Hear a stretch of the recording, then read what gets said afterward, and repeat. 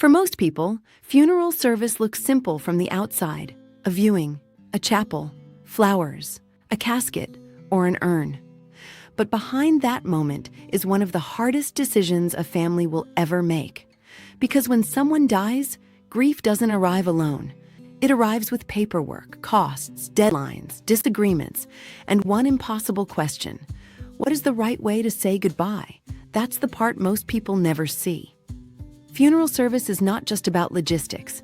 It is about helping families make permanent decisions during temporary emotional chaos, and that is where things get complicated fast. For generations, the path was more predictable: a traditional funeral, a church service, a cemetery, a burial. But that world has changed.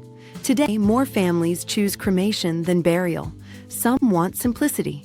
Some need affordability. Some want flexibility. Some are trying to honor wishes that were never clearly explained before death. And suddenly, what looks like one decision becomes 10.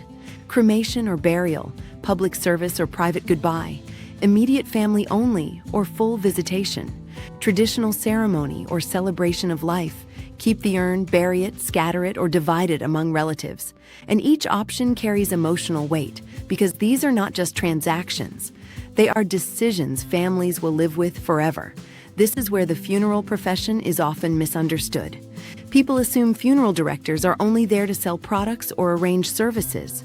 But at their best, they are guides through confusion. They explain what the law requires, what the cemetery requires, what the crematory requires, what is optional, what is tradition, and what a family can choose for themselves. That's the good in the profession: compassion, guidance, calm in the middle of chaos. But there is also a harder side people don't talk about enough. Because the funeral industry is changing, costs matter more than ever. Families compare burial against direct cremation and see a dramatic difference. More arrangements happen online. More people want simpler services. More families walk in with less money, less preparation, and less agreement about what should happen next.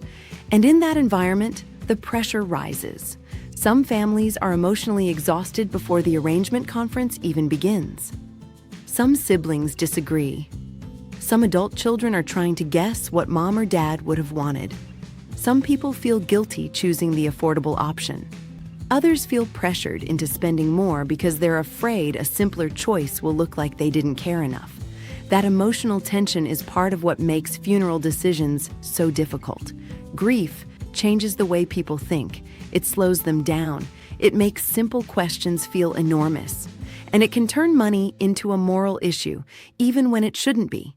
Because underneath almost every funeral decision is another question people rarely say out loud. Am I honoring this person the right way? That question drives everything.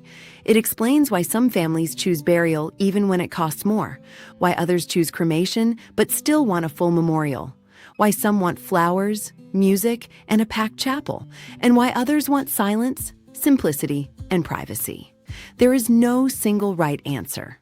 But there is a right reason to understand the system, because funeral service is no longer just about tradition. It is about navigating emotion, cost, culture, religion, family dynamics, and a rapidly changing industry all at once. And that's why saying goodbye feels harder than people expect. Not because families don't care, but because they care so much that every decision feels final. The truth is, funeral service at its best is not about selling grief. It is about helping people carry it.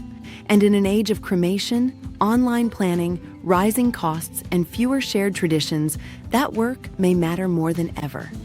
Saying goodbye sounds simple until you're the one who has to choose how it happens.